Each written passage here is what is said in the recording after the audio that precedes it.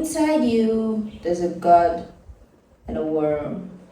You spend your years building altars of salt to the worm. And the god, you leave her in the dust.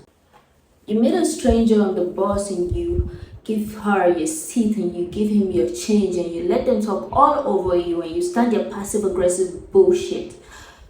Or should a car run them over? You do a little wiggle inside, a little dance.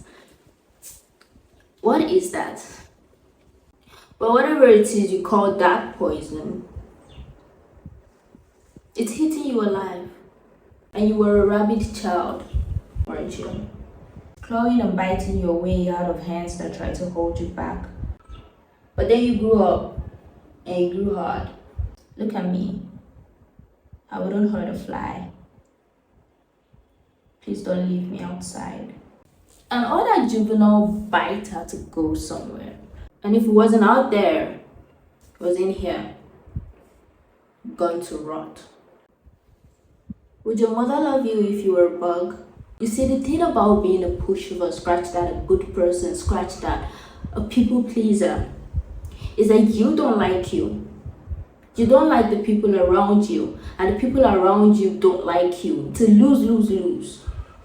I spent months being plagued by memes of Kafka on my Pinterest feed before I decided to pick up The Metamorphosis. It was a short read and a kick to the chest. The Metamorphosis is about a traveling salesman who wakes up one day to discover that he's been transformed into a giant bug. His family is disgusted with him, especially now that he can no longer earn an income. He, spoiler alert, eventually dies of starvation, seeing himself as a burden to his family.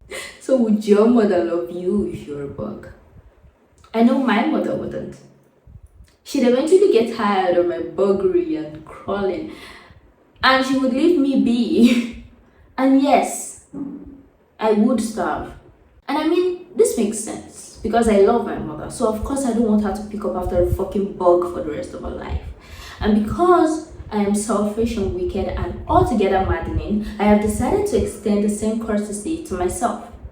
I am not waiting for the blank freedom of death after an insectoid life to finally leave. I'm living now. And I will not be the perfect daughter to my mother or the perfect daughter to my father or the perfect anything to anyone for that matter. Because when you think about it, your life and death is God's, whether you believe in her or not. Your children are not yours. They grow up to become their own person. Your house isn't yours. It could be taken away by the flood or the bank. The only thing you have that's yours is your consciousness and your heart. The only thing you have is the time and space and attention you give to them. I am no longer angry. Well, I am, but it had simpered to a slow boil. I am no longer half as terrible as I used to be. I am no longer unkind at the core of me. I love the world and everything in it. Because it's okay to not be a good person. It's okay to leave you gasping in horror at the choices I've decided to make, to leave you wondering at the absurdity I've made of my life. Inside me, there's a river that flows freer than ever. And being good is the boulder that stops the stream. It makes the water dark and stagnant and rancid. There's so much to do and experience and birth and be. Why starve when you can feast?